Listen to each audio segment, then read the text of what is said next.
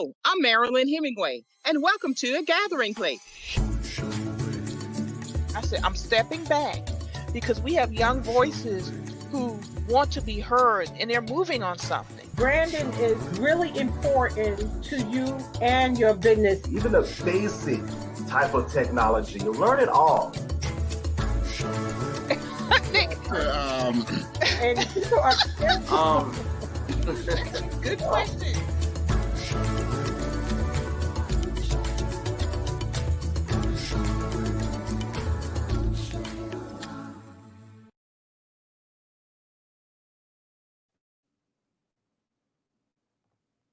Welcome, everyone, to A Gathering Place, hosted by the Gullah Geechee Chamber of Commerce. And I am excited today because we have Tastee Treats, flavors of the Gullah community, with us today. And I want to welcome Mr. Michael Allen. Michael, how are you today? I am doing well, Sister Marilyn. My wife and I, LaTanya, we're just so grateful for the support and for the opportunity to be with our Low Country family here this afternoon, just to talk about Tastee Treat and how we are just fortunate to have this blessing and this opportunity. So again, thank you very much. Well, thank you for joining us. And I put up a picture really quickly of this wonderful couple because LaTanya is going to be joining us during the show. She's out doing the business. Yeah. And so she's going to slide in when she gets back and join us. But today, folks, we're going to talk, we're the Gullah Geechee Chamber of Commerce, and we're about uplifting African-American businesses in the Gullah community. So if you have a business out there that you want us to talk about on A Gathering Place, you just let us know, and we'll be happy to bring you on also. But today's focus is on Tastee Treats, and we're here to find out about Tastee Treats, what your products are, how you got started, basically what's your story. And when you're Gullah, it's about storytelling, telling our story. So today the story is about Tastee Treats. So Michael, tell us about Tastee Treats. What is the business? How'd you get your name? What's your story? Well, again, thank you for the opportunity. I'll come from the products and the Tastee Treat. When my wife gets here, she'll come from the depth of her family structure, because I think I think that's good for her to share. I'm a historian by trade. Mm-hmm. I understand the essence and the relevancy of Gullah Geechee history and culture.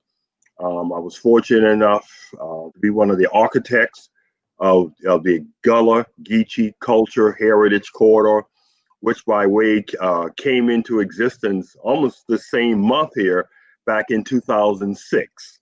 So I'm very grateful for that, which allowed me to understand the history and the culture, but understand food is a central tenet, if you will, of Gullah culture. And being fortunate enough to as one of your former persons in Georgetown would say, Bunny, I'm married to a Gullah gal in Island.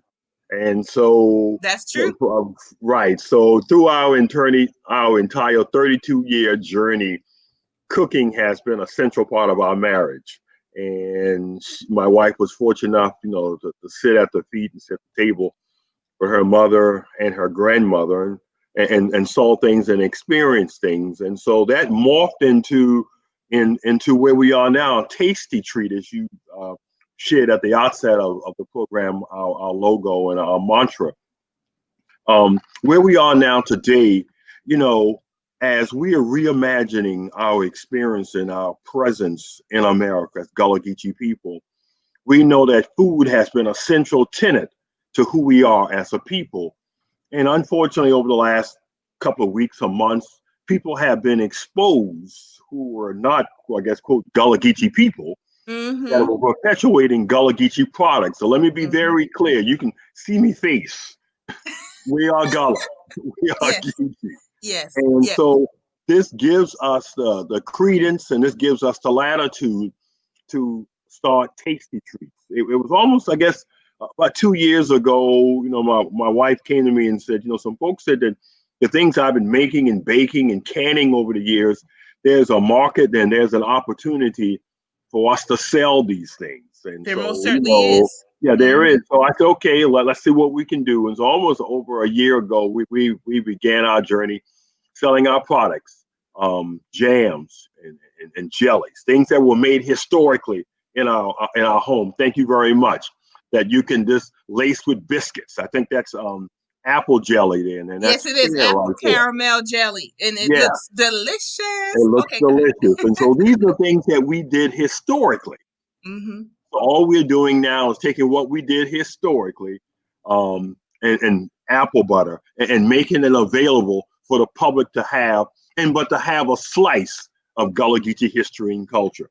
So we began doing fairs, festivals, public events, pop-up shows, just to highlight, our Gullah opportunities. In 2019, 2020 rolls around. And Mm-hmm. so we're prepared once again to do fairs, festivals, public events. Then COVID comes, Mm-hmm. which in some respects put our opportunity in a historic context, because we know that in the midst of pandemic and history and culture is how we arrived here as people of Africans along the coast of South Carolina, Georgia, North Carolina, and Florida. And the very products now that we were selling and making available to the public is what has been done for centuries. Mm-hmm. So we knew that these public events would not be available anymore because of the pandemic. And but yet we had this product, as I have here, the dry mix of Charleston chew. We know that Charleston chew is something that every household along the coast is accustomed to. And so we said, well, since we can't go out publicly now and online is the way to move forward in the midst of this pandemic, why not go to an online store? And so we began this past winter and spring and summer actually pulling the building blocks together in order to have Tastee Treats-sc.com as a public reality. And in that Tastee Treat, when you go there, you will see a little bit about us, who we are, our Mm-hmm. background, our history, our culture, our sensitivity as to why we felt we should do this. Then you will also see, as you showed earlier, products. This is our pear preserve here. I'm sure those you all that are listening here today and watching here today, grandmother, great grandmother, aunt, uncle, someone made pear preserve. Mm-hmm. And if I remember, they were canned and made in little jars and often placed in dark parts of the house. So, so they could be nice and tidy. So here we have pear preserve. Here we have, as you showed earlier, apple caramel jam. Here we have apple butter. Here we have, this is not native to the soil, but still good for you, mango. And then here we have strawberries. So this is just a slice, no pun intended, of some of the preserves and jams and jellies that we have. And so a central part, like I said, is selling the dry mix of the Charleston chew, but also selling the actual bars themselves. So Very this good. is a bar here. And again, this is another opportunity that people can have a slice. And on the back of all of our products, we made it very clear when we say Tastee Treats Mm-hmm. is a family-owned business founded on the principles of maintaining Gullah Geechee food and cultural traditions, and Very that good. customers will experience the rich Gullah history through tasty cuisines and desserts. So, Michael, show us the back of the package so we can see what you Okay, just so read here's the back of the there. package. All right, Can you see very it? good, very good. So if you see So, this on the so when shelf, front or back, you right, can recognize it. you can Yeah. recognize it, All right. right? So, Because I think that's Michael, important. great information, and I have some questions based on what you just said. And let me first, it's wonderful that it is a family-owned business that is so just so traditional. And I think a lot of people do not think of Gullah Geechee as being entrepreneurial, but it is. Yeah, Enslaved Africans within the limit of being enslaved in that peculiar institution, Yes. there was entrepreneurship. Even if it Yes. was in the form of bartering, that Yes. is still exchanging value for value. Yes. And then also there was also some opportunities to make a little change. I would say it wasn't any, within the context of the rice culture Yeah. that we may be able to get into a little bit later on in the show. But so it's wonderful to see that tradition of a family owned business. I want to know is so did it start like in the kitchen? Where do you guys produce these things? How did it start out, the actual logistics of it? Was your wife in the kitchen, making presents for family and friends? Then it evolved from that point. And how do you do it now? How's it been produced now? Well, it was. I mean, actually, I'm in my dining room now, and the kitchen is adjacent to it right here. And yes, I mean, at our stove, in our refrigerator, at our sink, is where we had to work at the very beginning in order to begin this process to make the items that we made available. Now we've got a little bit more industrial now in terms of support and help in getting these packages and getting these jars and jams and so forth done. But Yeah. just as it was historically, as I saw in my childhood, as my wife saw in her childhood, it was about family members, in their kitchen doing what was necessary. Because I want to use the word necessary, because as you shared, Marilyn, from our cultural enslaved experience, it was necessary that we did this because often the rations that was provided to us Mm-hmm. by owners was not sufficient. Mm-hmm. And so we as people of Gullah persuasion had to be able to do what was necessary in order to protect our family, to preserve our way of life, and also to feed them.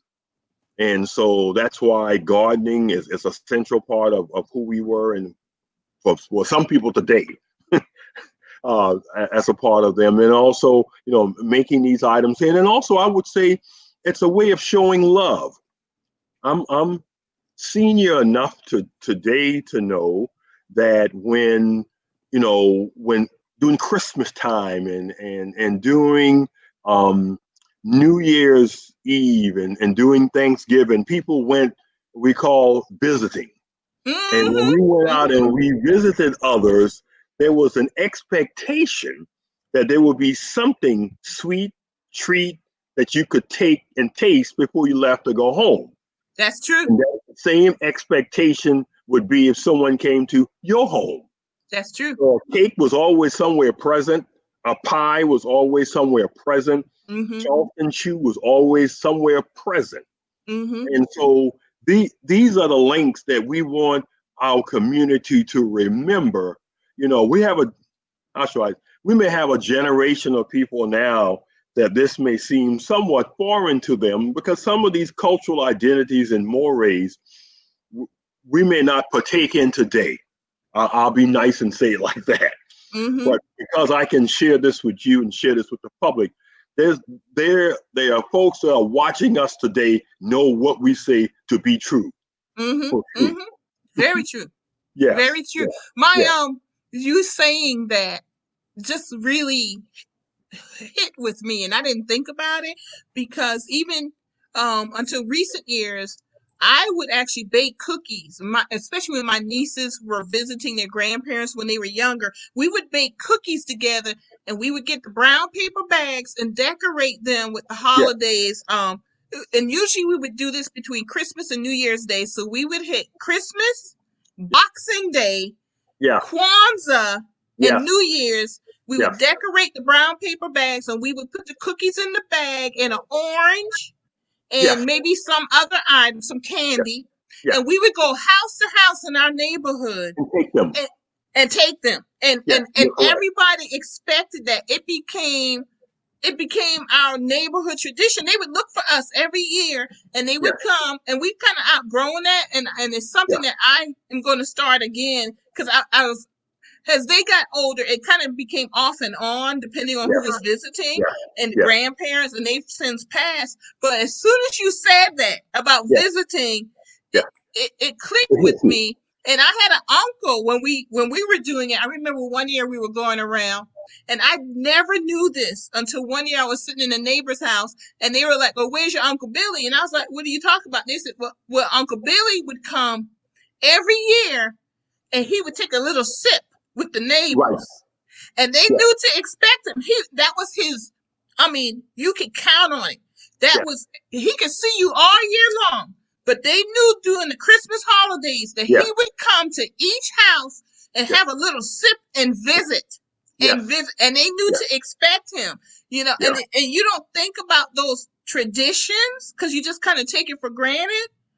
But that connects our community. And you and I were talking about what connects our communities before we came live or went on live. That's one of those things that connects our communities.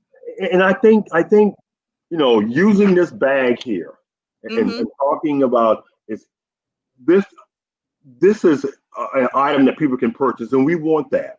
But we also want people to understand the heritage and the history that comes with this bag, because I think that's important for our younger generation to have an understanding, as we say often in church, how we got over.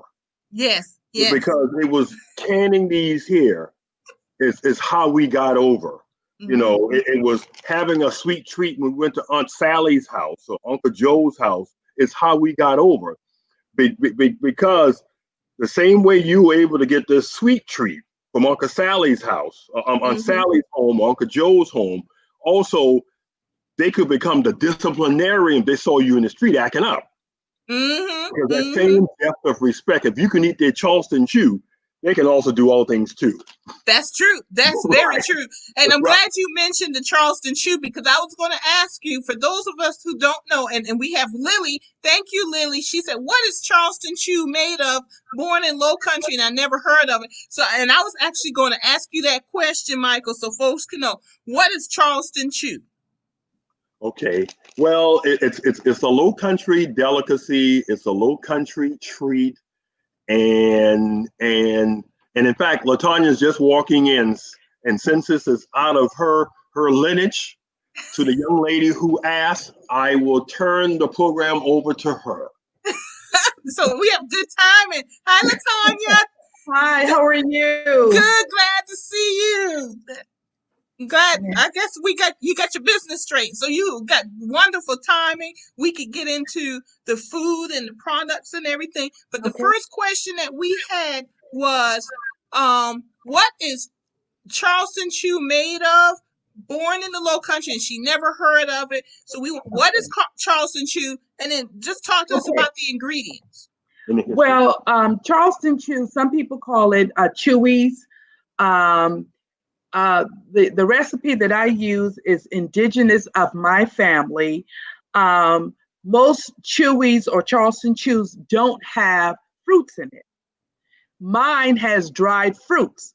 It's made with dates, walnuts, and pecans, or cranberries, walnuts, and pecans. And it's a cross between a cookie and a cake. It's very moist on the inside, but a little crunchy on the outside. And I've had them.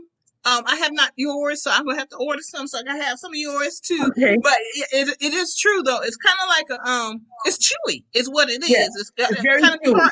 crusty on the outside, but at the inside, when you bite in it, it's soft. It's kind of chewy, and has different ingredients in it. So and you can see usually in bars, people like bake it or whatever, and then they'll cut it in bars. So I have not had yours yet, but go ahead. And a lot of times you'll see powdered sugar on them. I don't put powdered sugar on mine because that's an example of the powdered sugar. The powdered sugar makes it sometimes a little too sweet for people's taste. And I like the natural flavors because the cranberry is sweet, but it has just a bit of a sour hint. Yeah. And the dates are just phenomenal.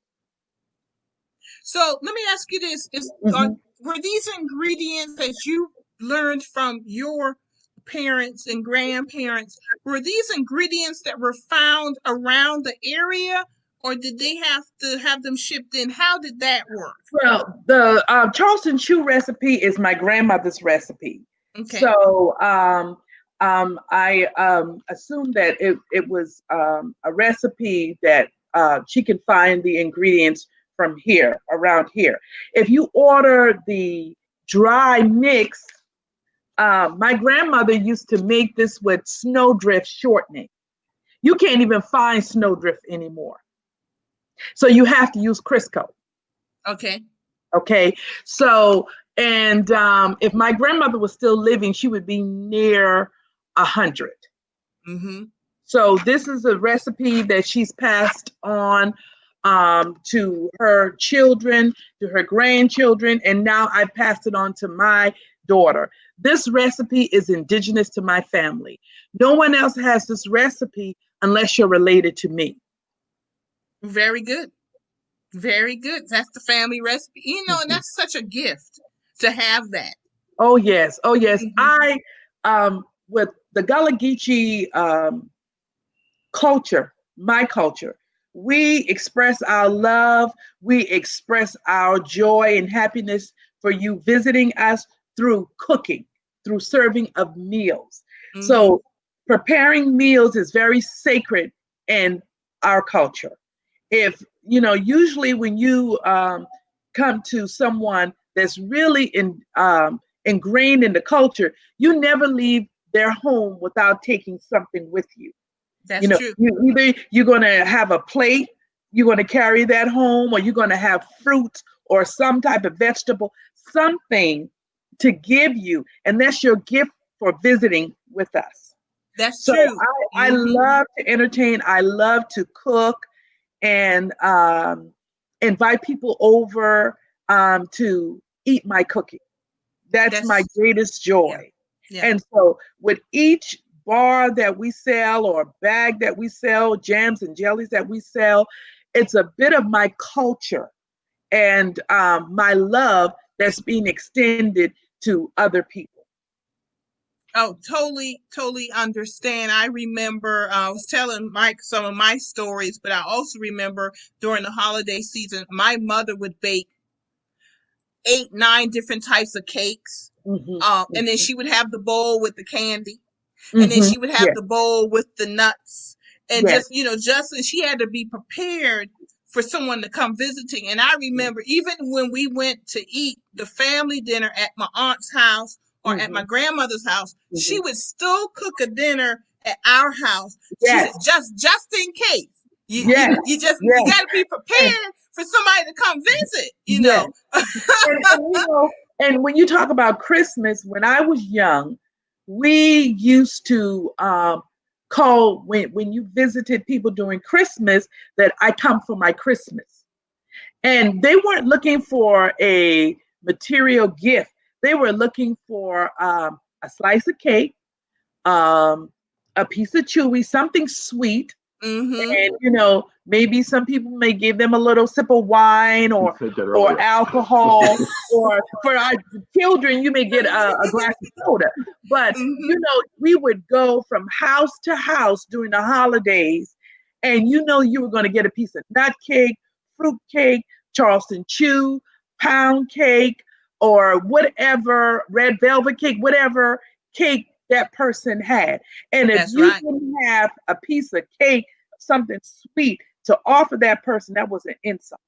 That's right. That's very true. And Mike did say, we were talking about that earlier, and I was talking about how my uncle would go visit the neighbors. And for those of you who don't know, when I said he would go and get a little sip, that means they would have alcohol. Yes.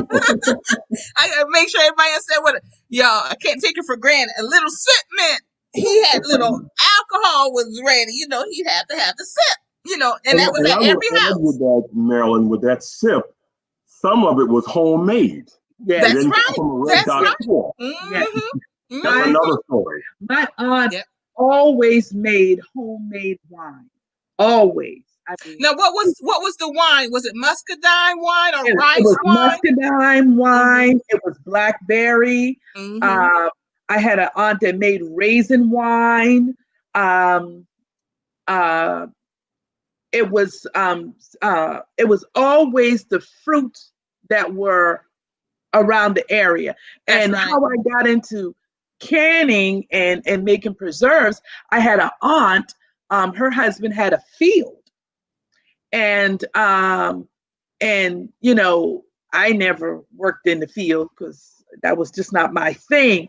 But you know, she would always do canning during the summertime and store all of the items for the winter. And so that's kind of how I got into canning, watching her, you know, store her okra and tomatoes or her tomato soup or,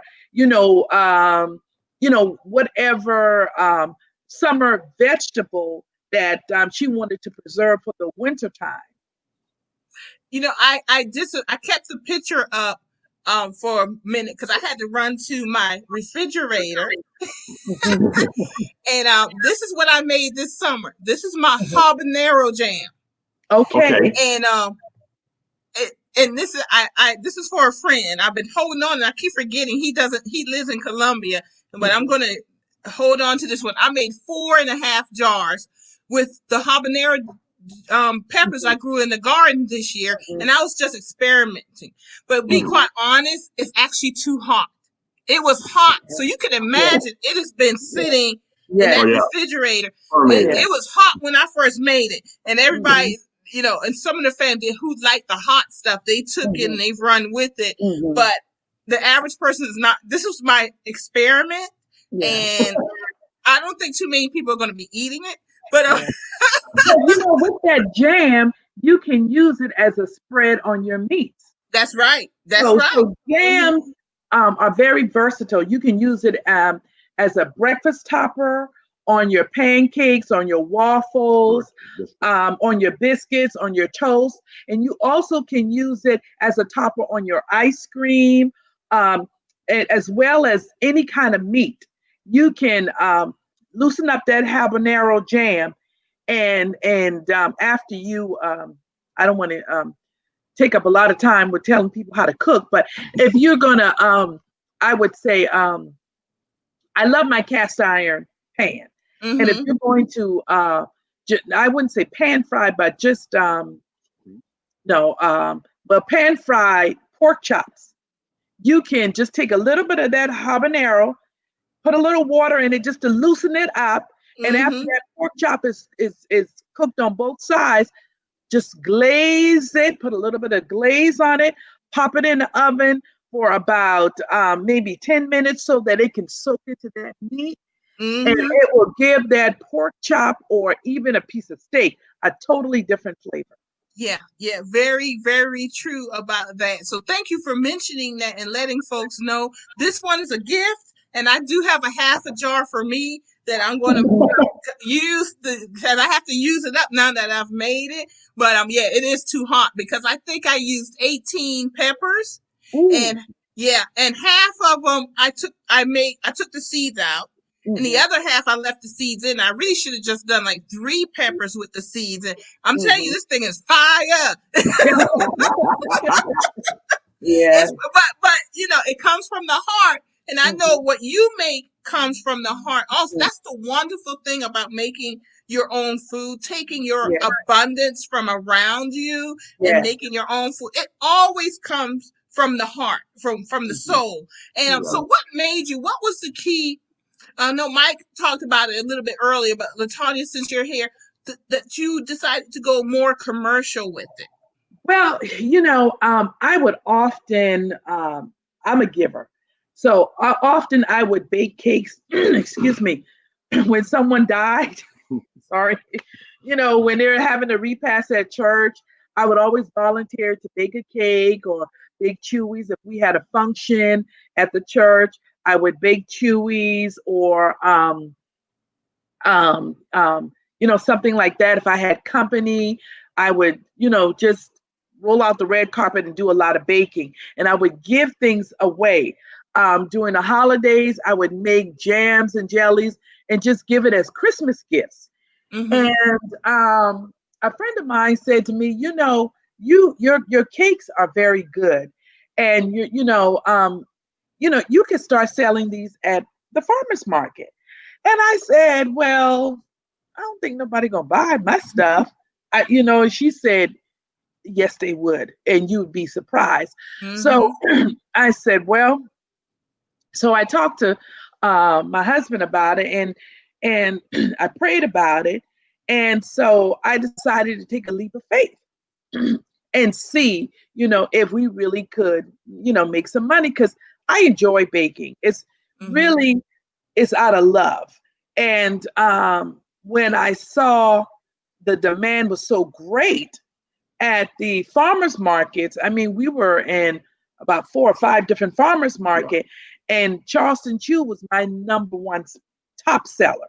I Mm-hmm. couldn't keep it on the shelf, and so when COVID came, I wanted to start a online store, a virtual store, and I was in the process of doing it. But when COVID came, that shut down all of the farmers markets. Mm-hmm. So then it made it. It gave me the time I needed to build my website and do the things necessary to open up a virtual store. So I took my passion, which is cooking, because I love to cook and bake. Usually it's the opposite. You have people that like to bake but don't like to cook, or people that like to cook but don't know how to bake. Mm-hmm. So I took my passion and I just created um, a business out of it. And because so many people, when we were at the farmers market, they said, "You don't have a website? I'd like to order this. I like to, Mm-hmm. and so that's when I decided, um, we're just keeping this in this little indigenous area. But really, the way to promote the culture is to um, bring about it um, on a virtual store, because people can read our story on our website. We're in the process of starting a newsletter.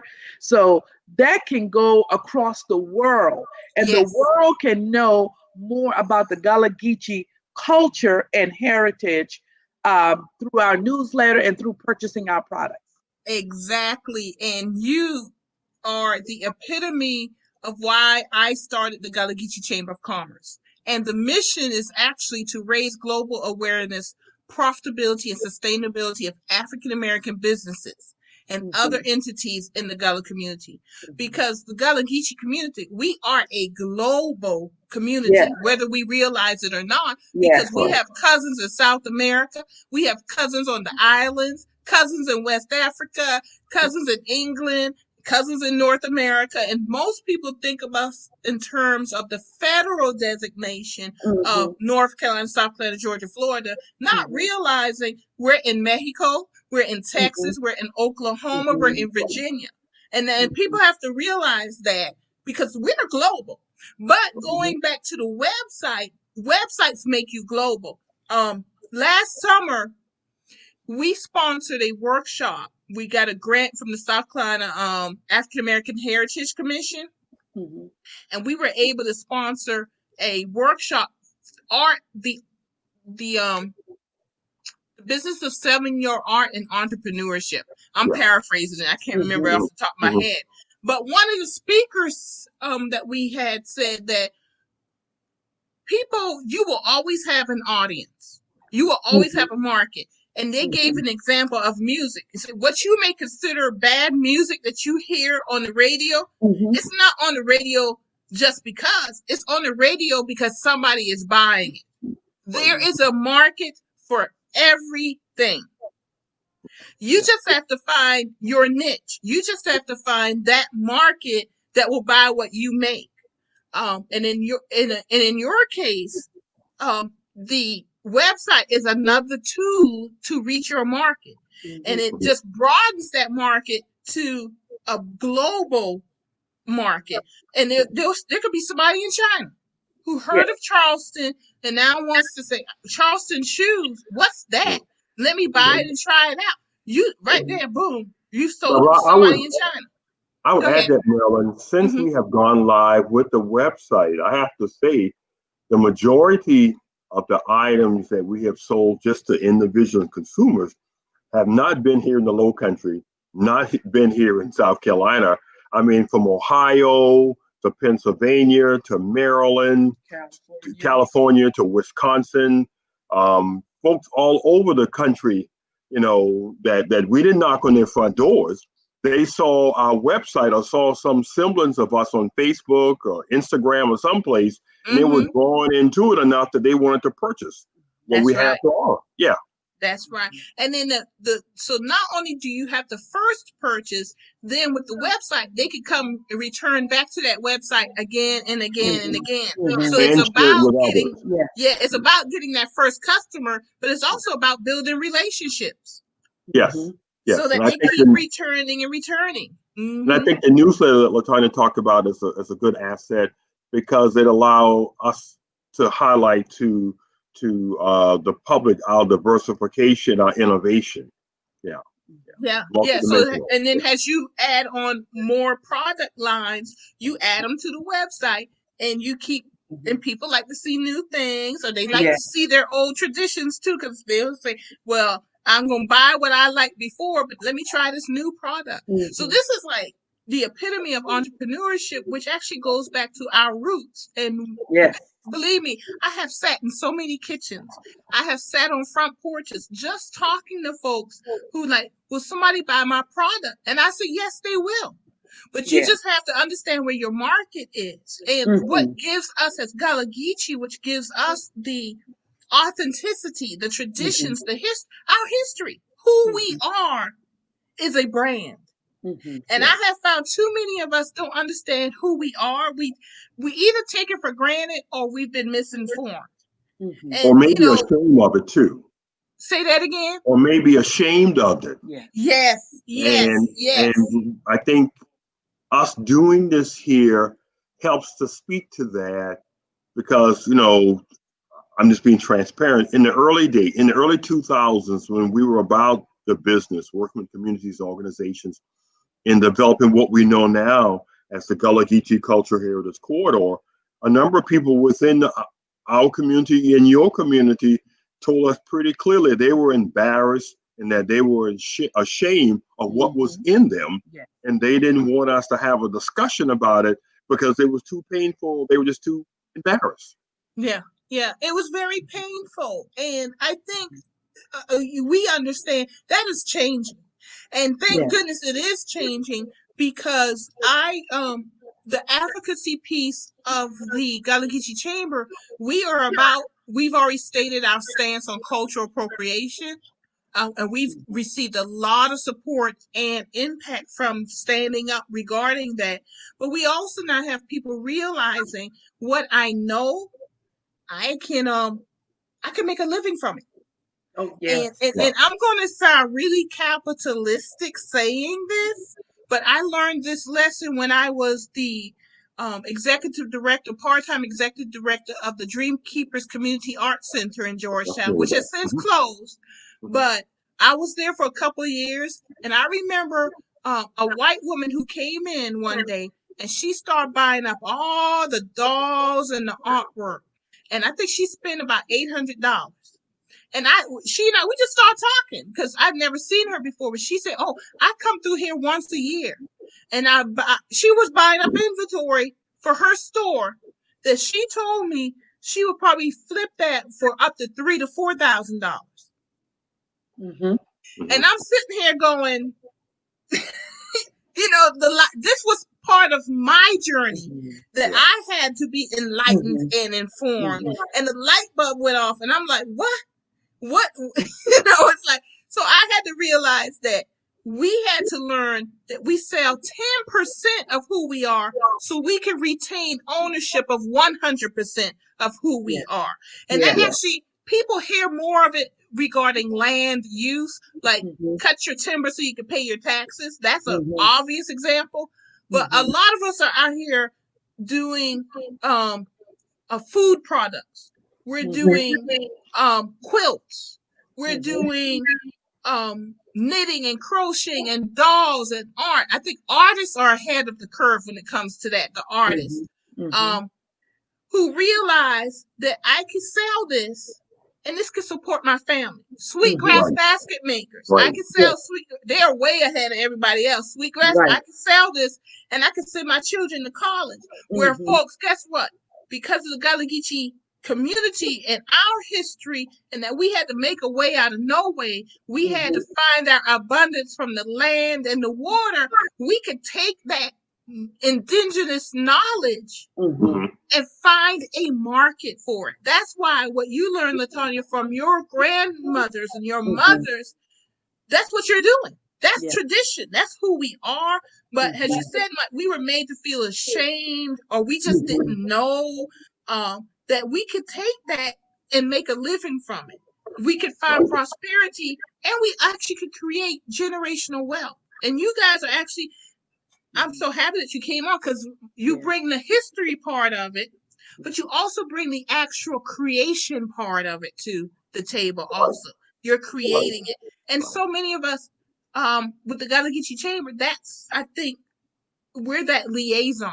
We're that resource to help more folks either one get promotion and get the word out about what they're doing, or connect them to knowledge so they can get to be a legitimate business, because that plays a part into it also. And before I ask you the next question, I want to remind everybody that you are watching A Gathering Place. We are here today with LaTanya and Michael Allen, owners of Tastee Treats, where they make the Charleston chews. So what advice would you give aspiring entrepreneurs about the business of doing business? Like, you got to be legitimate. So what's your advice? I would say you have to be driven, and you have to be relentless, and you're going to have setbacks, and people are going to promise you that they're going to help you and that they're going to do things for you, and you're going to be very disappointed when they don't. But you have to be very focused and say, this is what I'm going to do. I believe in myself, and I'm my greatest cheerleader. I will talk to myself when I don't feel motivated and when I don't feel successful. I look in the mirror and I talk to myself and I say, you got this. You can do this. Because if you wait for someone else to encourage you, you'll be waiting a long time.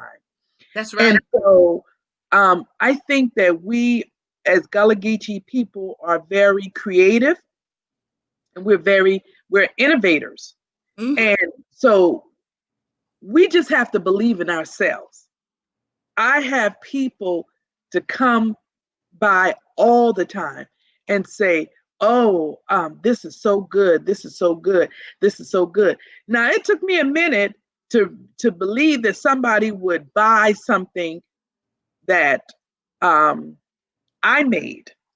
And not only that, the price that I charge, because you'll have people to say, I'm not going to pay that for, because that costs too much. Well, then I say to them, then bye-bye. Because you have to, if you don't charge what the product is worth, you won't be in business very long, you see. And you may have to turn down some opportunities because it's not in your best interest.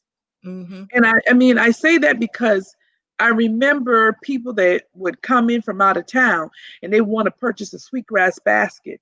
And they would say, oh, that little basket is $250. That's not worth it. I said to them, this is handmade. This person may have spent 3-4 weeks on this one basket. I say, so you saying that it's not worth it, but somebody else is going to come and think that this is more than worth it. That's so, right. What I was taught, when you set your price, That's your price. Don't let anyone lowball you. That's Because right. you'll have people to say, well, I can get this out of the store for $2.99. Well, then buy it from the store for $2.99. Mm-hmm. But the $2.99 is not authentic. It's mass produced with That's a right. lot of preservatives and additives. Everything we make is all natural. There's no preservative. There's no artificial flavoring. There isn't. It's all natural. So you're going to pay for all natural. And then we're a small business, so our bottom line is not going to be like Smucker's bottom line, because they're a multi-billion-dollar company. Mm-hmm. You understand what I'm Mm-hmm. saying? Yeah. So I would tell them, whatever if it's painting, making sweetgrass baskets, making food, jams, or whatever you do with your hands, do not be afraid to charge what you believe it's worth. That's Because right. if you feel like you have to charge what Smucker's charge, you're not going to be in business long, because your jars are going to cost more than that. That's So, right. I mean, with anything that's handmade and that's homemade, it's going to cost more, because there's love, there's attention to detail, that's going to go into that. So I would encourage. The difference. That's the difference between quality and quantity. Yes. Yeah. Yes. Mm-hmm. Mm-hmm. So I would tell anyone that's thinking of considering going into business to do your research. I did a lot of research. I still do research. I look on the internet. When I go to different events, I talk to different people, because people will give you little nuggets. I got a tremendous amount of nuggets. I'll tell you one good nugget that I got when I was at a Christmas market, and I was talking to my next door neighbor, and I was just talking to her. I don't even remember how the conversation started, but we weren't selling the same things. But she said, you should join the specialty association, food association. And I was like, what is that?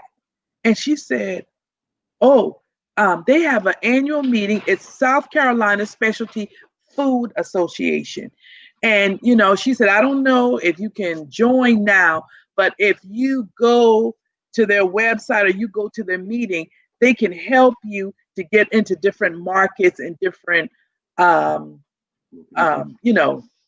different places. Mm-hmm. And so, I took that little nugget and I wrote that information down. I went on the internet, I researched, and I found out when they were having their meeting, and we went to the meeting. And, I was fascinated by how many people, I think it was maybe about 50 people. And out of the 50, it might have been 5 African Americans. And all of these people had their foods in stores: Walmart, Harris Teeter, Publix, Piggly Wiggly, that new grocery, Lowe's. So I was amazed, and it sparked a fire in me. And that's when I decided that if they could do it, I could do it too. That's right. That's right. And So this basically was a trade association for specialty foods. Specialty foods. Yes. Mm-hmm. And so a lot of people don't know about it. So when I go to wherever I go, I talk to different people, and people will tell you different genres or different events that you can try to get into. No event is too small, because you don't know what you're going to learn from that event. And so because we did that event, it just opened up a large window for us. And in fact, when you go to our website, Marilyn, you see the associations and the groups and the certification and accreditation that we have gone through, because often you may have people who may have talent and skill, but they haven't gone through a process of authenticating what they're doing. So just as important in the selection of the design of the bag, you need to be registered with the Secretary of State of South Carolina. Yeah. There you go. Of making sure you can buy jars to put the jams and jellies in. You need to have an EIN number and other legal things. Yes. Yeah. I have run across so many folks, and I understand. And let me explain it really quickly so people can understand. The businesses I've run across, they're the above ground businesses who are registered with the Secretary of State, who have their EIN number from the IRS, who have relationships with the banks. And then there are the underground businesses that there are a lot of us who you might see them barbecuing on the corner every weekend, and they're selling and they got a business, but they're not legal. And the Gullah Geechee Chamber, part of our job is to get you from underground to above ground. Yeah. And why do we want to do this? Because liability is one just off the top of your head. Insurance. Yeah, because if somebody gets sick, they're going to come for you. And if you are registered with the Secretary of State in South Carolina, for example, the LLC is Limited Liability Corporation. They're not going to sue you personally. They're going to sue the business. And that's crucial because if somebody gets sick and they sue you, you could lose everything. Where if they sue the business, it's the business they're suing. You lose business assets, but at least you can start all over again from your personal perspective. And that's just one example. And plus the IRS with taxes. Another example is a lot of our businesses did not get PPP during COVID because they're not legal or they don't have bank relationships. But this is how you get started, folks. And I call it doing the business of being a business. The chamber, it's more than just a chamber of commerce. We have a leadership institute. We have a foundation. I have my own personal communications firm, the Hemingway Group. Every single one of them is registered with the South Carolina Secretary of State. And we're IRS registered also. We have our EIN numbers. That is crucial, folks, that you have that if you want to create profit, wealth, and generational wealth. All right. So and be legal about it. Yes. And because so many of us are in business underground, and when someone dies or something happens, the family can't carry it on because it all relies on that one person.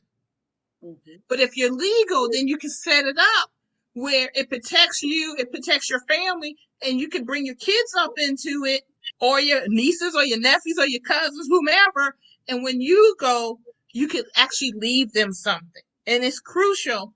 And we understand for historical reasons why we don't do this. But part of what the chamber and other chambers are doing is teaching folks how to get above ground. Because we're about creating generational wealth here.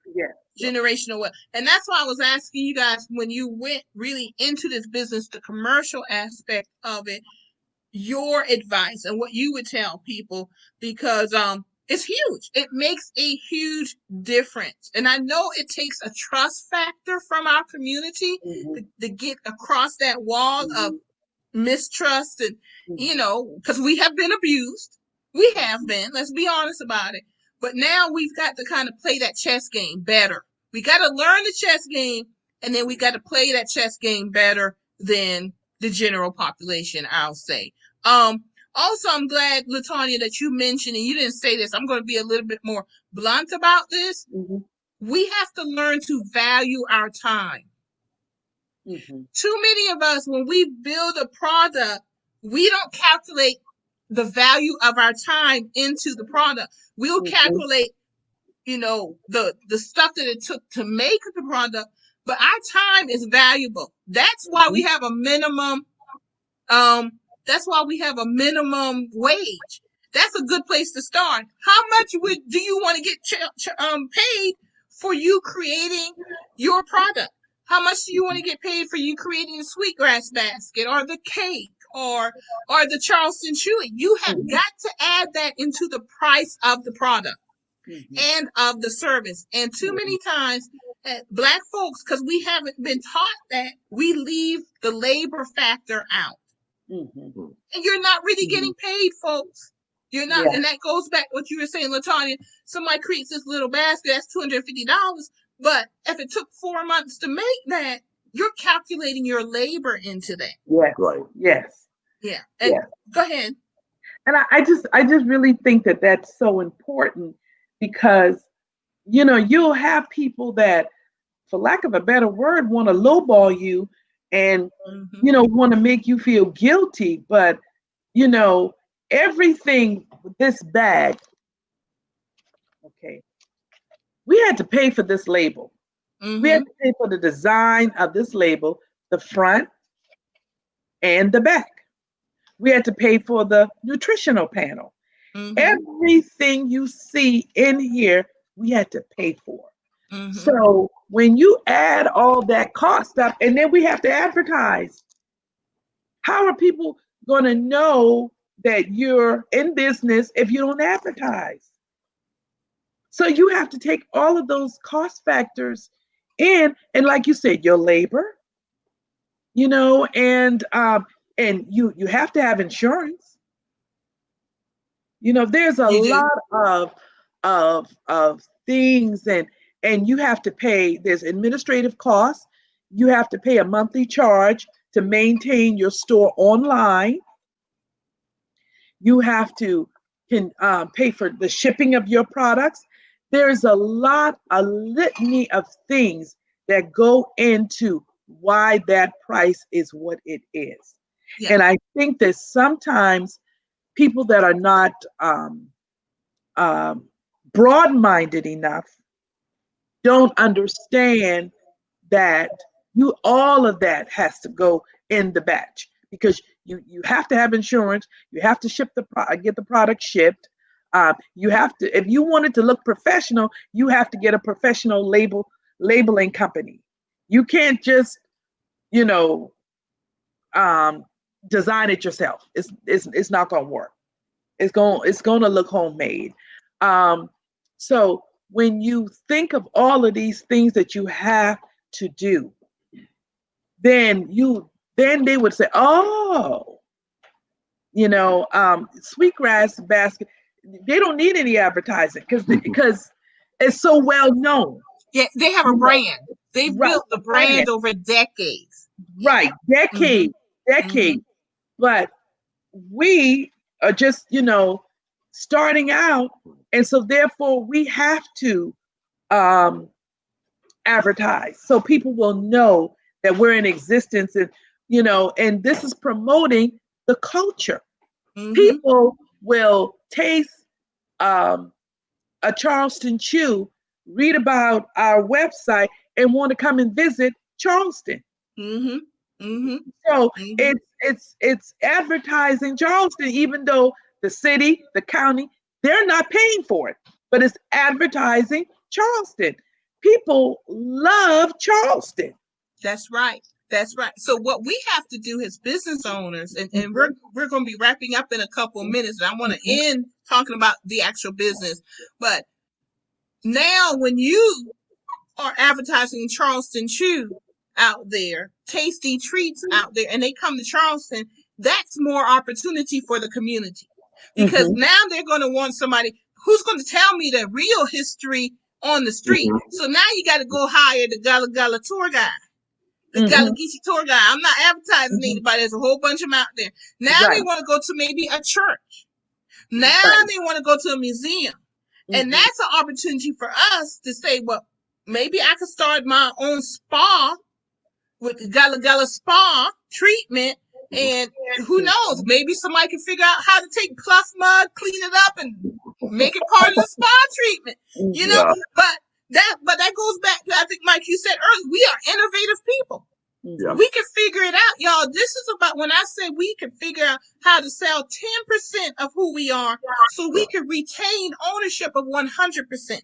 mhm, Yeah. It's Yeah. about going and cutting down those trees to pay the taxes. Yeah. But it's also about the abundance, about going out and taking the seeds out there, maybe drying them out and painting them and making them necklaces and bracelets and stuff. Because mhm, that is who we are. We're embedded mhm, in that culture, and people Right. will pay for that.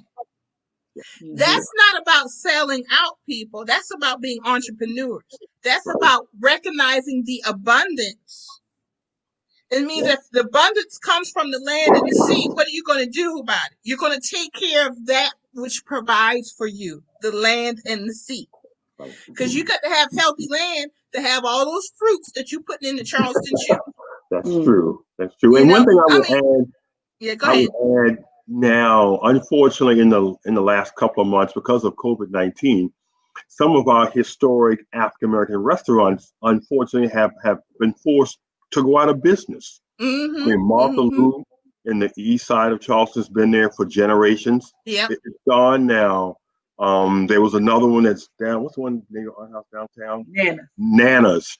They have two locations, but now they're down to one. Yeah. It has gone, and so there are others now.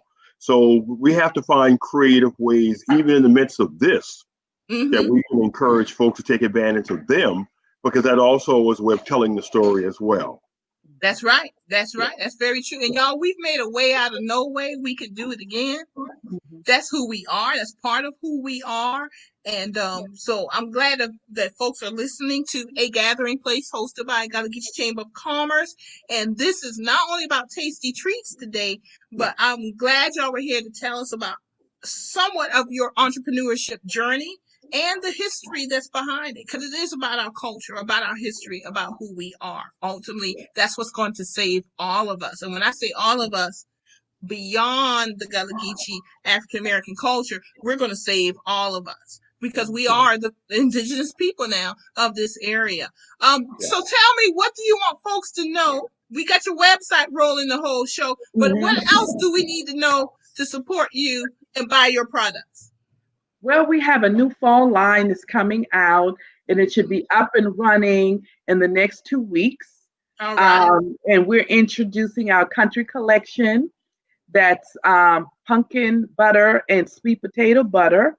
And you can take, if these are for the non-cooks, you can take that pumpkin butter and sweet potato butter, and you can make a pie out of it. For Thanksgiving.